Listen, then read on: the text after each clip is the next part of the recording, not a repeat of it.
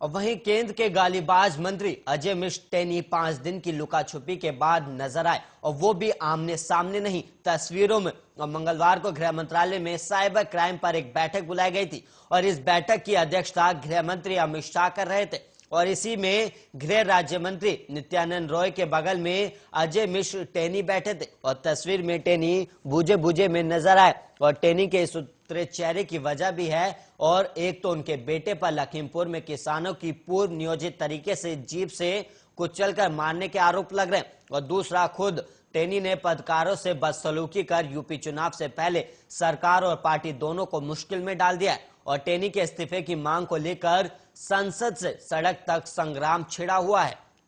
और कल भी संसद में इनको लेकर जोरदार हंगामा हुआ, और स्पीकर विपक्ष को समझाते रहे, लेकिन विपक्ष अड़ गया और बाद में कार्रवाई स्थगित हो गई। और तो विपक्षी सांसदों ने संयुक्त मोर्चा भी निकाला, और विपक्ष ने अब टेनी को बर्खास्त करने के साथ साथ उन्हें गिरफ्तार करने की भी मांग को तेज कर दिया है। हालांकि सरकार लखीमपुर कांड को लेकर टेनी के बचाव में तो दलीलें दे रही है, और गृह मंत्री अमित शाह के साथ टेनी की ये तस्वीरें कई संकेत भी दे रही है। पहला, लखीमपुर कांड को लेकर सरकार और पार्टी टेनी के साथ खड़ी है, और दूसरा, इनके इस्तीफे पर कोई विचार भी नहीं हो रहा। और आखिरी ये कि अब लड़ाई चुनावी मैदान में लड़ी जाएगी, क्योंकि संसद का शीतकालीन सत्र आज खत्म होने वाला है। लेकिन सवाल अभी भी बना हुआ है कि टेनी को लेकर आखिर सरकार और बीजेपी की मजबूरी क्या है। क्या बीजेपी को यूपी में ब्राह्मण वोटों के नुकसान का डर सता रहा है?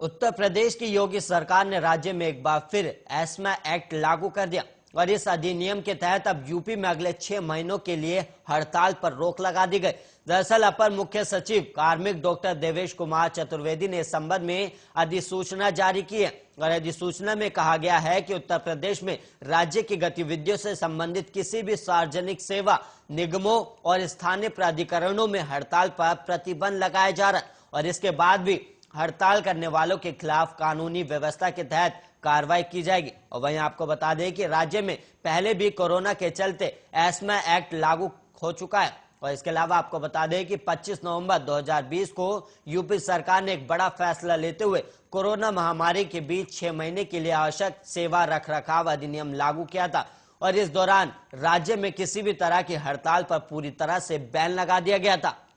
और एस्मा के तहत आवश्यक सेवाओं में शामिल सरकारी कर्मचारी निर्धारित समय के भीतर किसी भी हड़ताल पर नहीं जा सकते, और वहीं अगर कोई कर्मचारी नियमों की अवहेलना करता है तो उसके खिलाफ सख्त कार्रवाई की जाती है।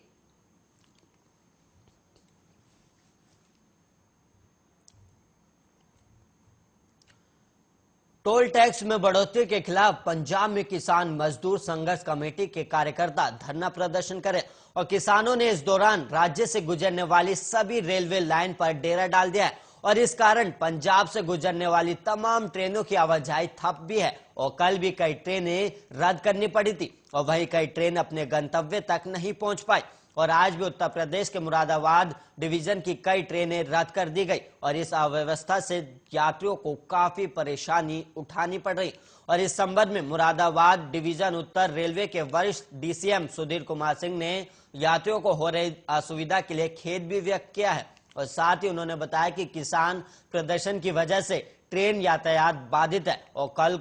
2 ट्रेनें रद्द हुई थी और आज 3 ट्रेनें रद्द कर दी गई है।